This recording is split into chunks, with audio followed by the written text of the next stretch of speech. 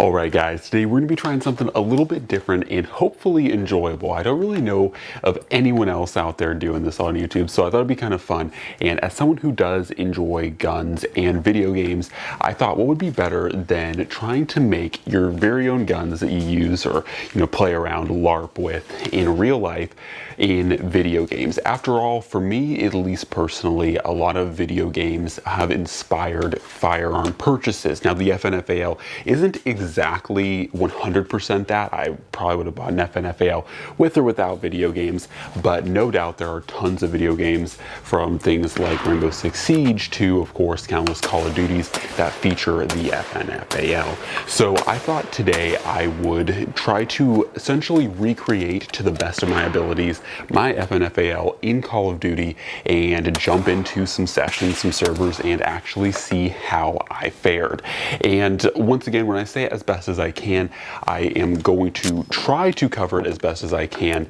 And yeah, so first off, before we get too much into how I fared, how I did with this gun in game, let's go over how I recreated it. So of course, once again, with video games, you're not gonna be able to perfectly recreate everything.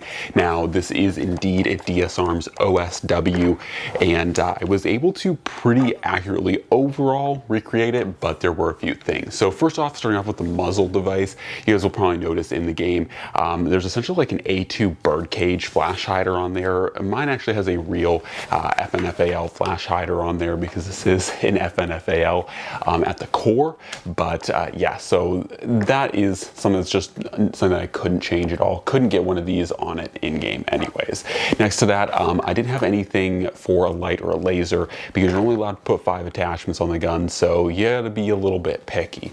Now, moving on down, we put the operator foregrip on this guy, and I feel like the operator foregrip was the closest thing to this kind of shorter sized foregrip that gives it that kind of tactical appearance. Now, moving back on the firearm, we see a 30-round magazine. Now, weirdly in the video game, I don't know why it's like this, probably just for aesthetics, but Call of Duty represented the 30-round magazine, which this is a 30-round magazine, to recreate how I actually run my gun.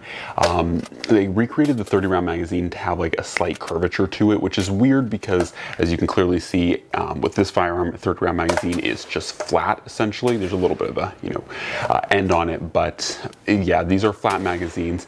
And with 308 doesn't have the same stacking problem that things like 5.56 and 7.62 Soviet or 7.62 by 39 have. There's a reason why magazines are curved, and it's due to the ammunition itself having that curvature, right? It's not due to the actual aesthetics. So with 7.62 by 51 or 7.62 NATO, it is a straight round, doesn't have any issues stacking. So whether it's 20 rounds, 10 rounds, 40 rounds, 30 rounds, it's always going to be a straight magazine. It just gets longer. So anyways, a little bit weird, but yeah. Anyways, moving on from that, we go up to the optic. Now the optic, once again, is another thing I couldn't perfectly replicate, but essentially there was an LPVO for picking, and it gave you the ability to swap from 3 power to 6 power, which, to be fair, this LPVO itself can go from 3 to 6 power, but this one also, being that it's a real life LPVO, can go from 1 power all the way up to 6 power. So it gives you a little bit more real life versatility, but I think for the main effect of what this gun was, it captured it pretty well. And then lastly, of course, I replicated the stock actually pretty accurately. This is a pretty accurate stock. Of course, I'm trying to remember what the one in game is. It definitely has a real life counterpart, and it is not exactly this model, but it is very similar. So overall, I have to say, for recreation ability, I was able to get this gun pretty darn exact. Another thing I failed to mention was the barrel on this guy, and the barrel is a OSW 13.1, which technically I think this one is a 12.5 with a pinned and welded flash guard on here, flash hider. So technically I think the real life OSW is a little bit shorter, but overall I was able to recreate this gun fairly accurately. All right, so that's kind of the modifications and what I did to recreate this gun. Now let's actually talk about some of the performance. So overall, I have to say, it was definitely a little bit clunky. Now, just like in real life, this is a semi-auto only rifle. Now in true real life, FALs were select fire back in the good old days, but in-game representation, it is a semi-auto only rifle, so it actually is a fairly accurate representation of what you would actually experience with this gun. You know, this is the limitations, the pros, the cons of just semi-automatic fire. So actually, you know, fairly legitimate. I can't really like say like, oh yeah, but it was running full auto in the video game. This is legitimately how you'd run it. So obviously it is a video game, but yeah, I think it held up overall pretty well. Once I got used to the fact that this is a semi-auto, you got to work the trigger pretty quick in game to make it effective. And once again, of course, you know, being a video game, people are running all kinds of random guns, and you know, there's always going to be people that are better than you and such stuff. But overall, I have to say, how this gun held up, it held its own pretty darn well. And I will say, I think especially because I was happening to play team deathmatch, which is my preferred method or preferred game mode to play. A lot of the maps really, like there were a few times where using an LPVO came in handy, and being able to, you know, go to that 6 power magnification was nice, but definitely never necessary. So I feel like the optic itself in real life, being able to have that single power of, you know, non-magnification is actually pretty nice. But in a video game, you can't really, you know, like match that no power to 6 power type of pro that you have with an LPVO. So that was a little bit of an effect that's lost in game, and definitely hurt not only like the ADS, the aim down sight speed, but also it affected, like I said, just overall usability. Because of course, even in real life, if say, you know, you have this thing cranked out at 3 times magnification, you're looking through, you know, is going to obscure your ability to, you know, see things up close. So if you're doing a lot of like room clearing in a video game, this is not going to be the most optimal thing at 3 times or 6 times. It's really gonna suck in those regards. So anyways, outside of that, I think it did hold its own pretty darn well.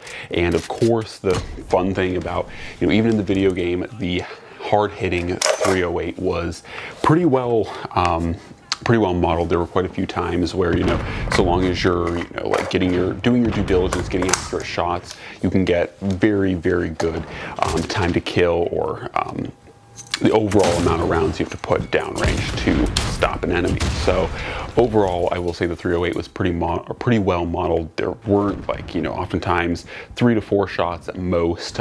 Quite a few times 1 shot kill was very achievable. So I think the overall representation of 308 was good. Obviously, of course, this isn't real life, so of course, this isn't quite real life, so, you know, obviously rounds are all pretty darn deadly in real life, but I will say the stopping power of 308 is definitely greater than that of something like 5.56 or 7.62 x 39. So it was, in my opinion, pretty accurately represented. Now, aside from that, what would I rate this thing as a score from like 1 to 10 in its effectiveness? In my opinion, starting off, I started off pretty bad with this gun, and I was like, dang, maybe this is gonna be like a 4, maybe a 5. But overall, I would say I was able to come back with this gun pretty well in game, and I would rate this thing at about probably like a 7. But there's definitely better guns to use in game, and my particular setup, once again, is definitely a little bit more practical in real world, because your optic choice makes a huge impact on gameplay.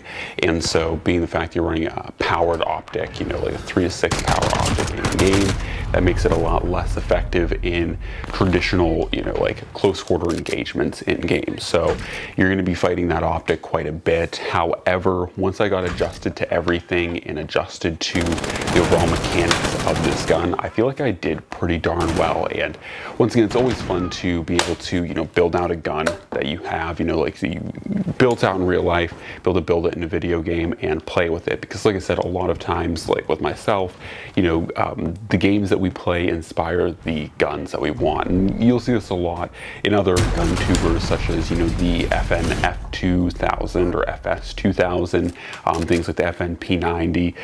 Talking about a lot of FN product firearms here, but truly things like that, even though, like, realistically, things like the FNF 2000 was this really defunct bullpup rifle that honestly never really caught on, and probably for good reason. It was kind of a bad gun, but, you know, people like them.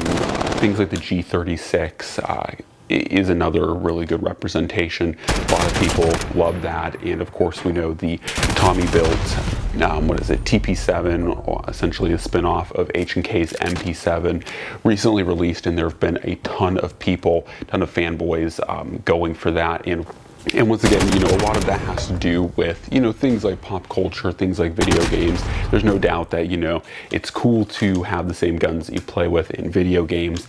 And yeah, so I figured I would take that and run with it and essentially see how effective can you actually build out or how effective can a gun that you build out in real life actually be in a video game. So like I said, I feel like I was more effective than not.